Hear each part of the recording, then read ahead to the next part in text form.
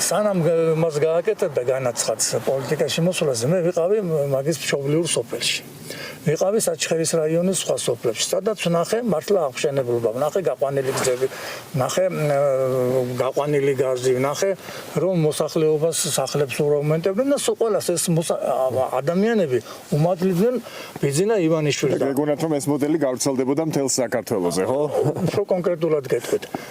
რამდენიმე ოჯახში ისიც კი მითხრეს რომ აიო თუნუქის სახურავები მოიტანავდა ჩვენი ხალხი იმდენად უმადურია რომ ფერს არჩევენ რომ არა მეესპერიმი და არა მე.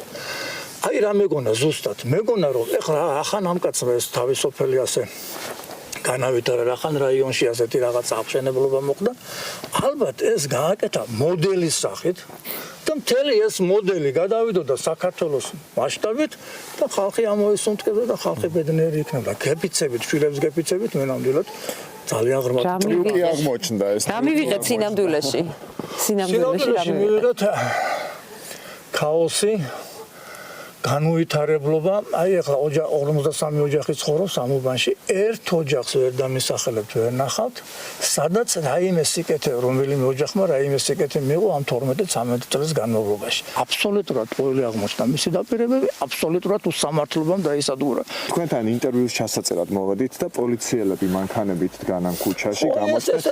უფრო მეტიც ინტერვიუს დროს მოვიდნენ და გვისმენდნენ, იდგნენ ჩვენს გვერდით, ანუ რა არის ეს რეჟიმია? ეს ამათი გამოჩენაზე მიმართულია იქიდან რომ ხალხი დააშინა. ხალხი ვერ ლაპარაკობს ეშინია. აი ახლა მე შეიძლება თქვენ წახვიდეთ და დამაპატიმრო. ამაზედაც ისავა რა. აკი არ მეშინია, მაგრამ აი შეიძლება ნებისმიერი რამე მოხდეს ყველა მთავრობაში ვიყავი შეურიგებელი ოპოზიციონერი.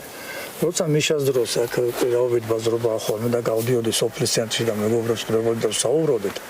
როცა მიშაზე აუქს ვიტყოდი და არ მომწონდა ეს ვითარება, სულ ყველა მეუბნეოდა რომ გაჩუმდიო, არ დაგიჭირონო, რას ეთამაშები, რაც ეცხზე თამაშებიო. მე ვთხარი, მე ვაიუნეოდი ხოლმე მაშინ, მე უმუშევარი კაცი ვარ სამსახურიდან, რა უნდა მიყონ მე.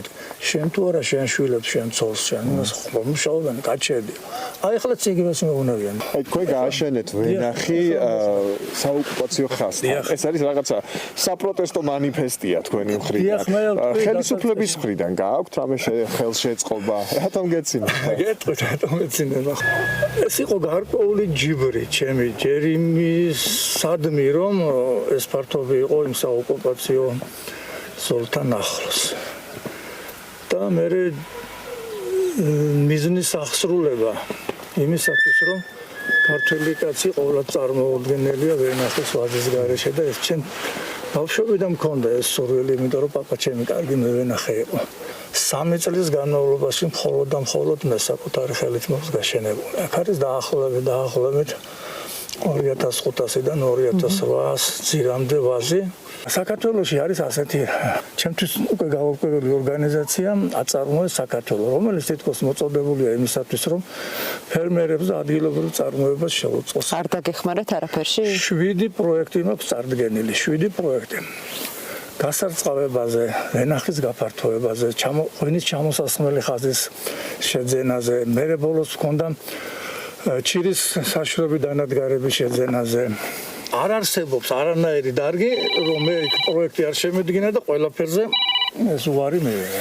ქვეყანაში სამართალი არ არსებობს. არ არსებობს, აბსოლუტურად არ არსებობს.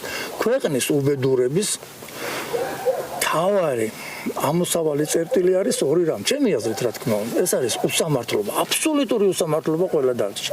და მეორე არის ტყუილი, რომელიც მე როგორც ადამიანს საშინლად მზარავს და ტყუილი ადამიანი რომ ცდილობს რომ მომატყუოს, მე გამოვდივარ მდგომარეობიდან, წყობიდან გამოვდივარ.